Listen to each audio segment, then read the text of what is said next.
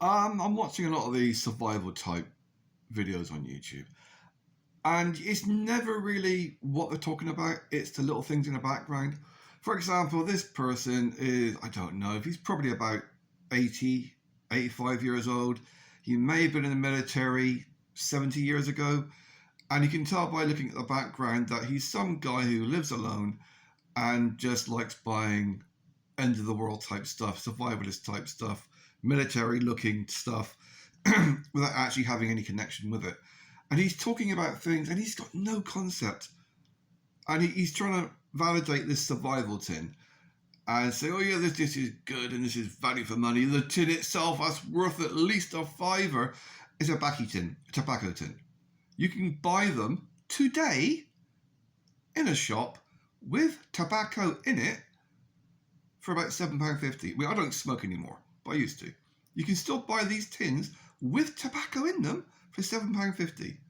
Or if you find Dodgy Dave around the corner, or whatever he's called in your area, there's always someone, you can get them made out of stronger plastic for about £2.50 with tobacco in it. Although I wouldn't risk smoking that kind of tobacco.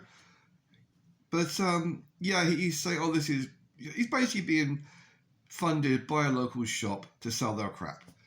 But it's not what he's talking about. It's the little behind the scenes stuff. Like he mentioned a strike, a thing for starting fire, like matches, which led me down a rabbit hole looking for other ways to start fires, like a Ferris rod, which led me to. So it's not him telling me about a Ferris rod, which he should have done, but he's just talking about matches. Now, redhead matches, which are matches that strike on any rough surface, they're illegal to sell in the shops unless you're over 18. Because they're containing phosphorus and they can kill you. If you have them in your hand for too long, they're toxic. That's why they're illegal. As well as the fact that you can actually use them to blow off locks in prison. Anyway, but yeah, a Ferris rod is basically this metal rod, and I was having a look online, and there's something like, you can get it for 50 pence, and you can start, if you're careful, 50,000 fires with it. Just this little piece of metal. Well, it's like a metal composite. And that's what it does. It's just really, really simple way. So I've now got 3 separate ways of fire starting in my little grab bag list. I'm still adding to my grab bag list.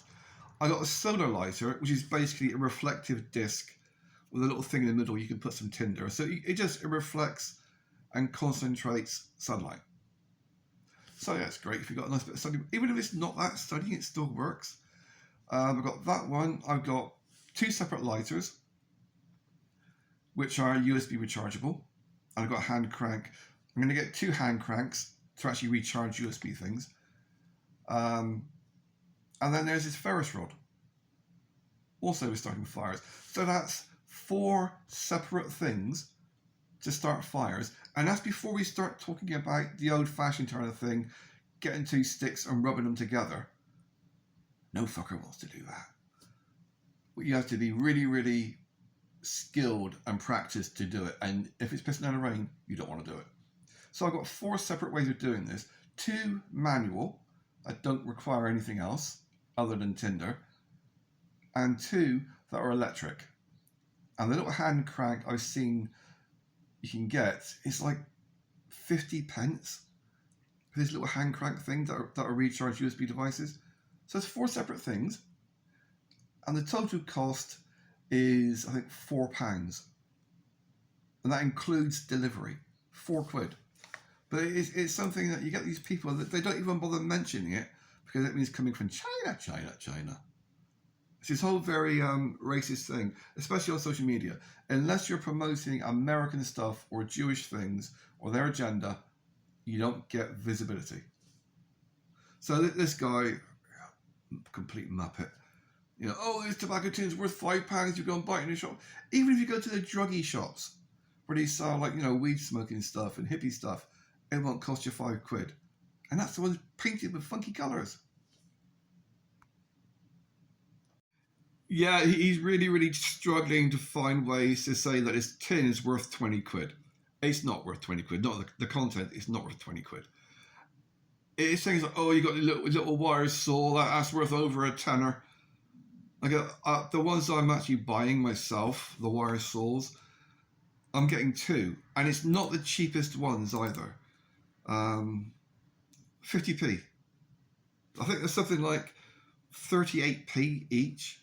So I'm going to get 2 of them because they're only small little things.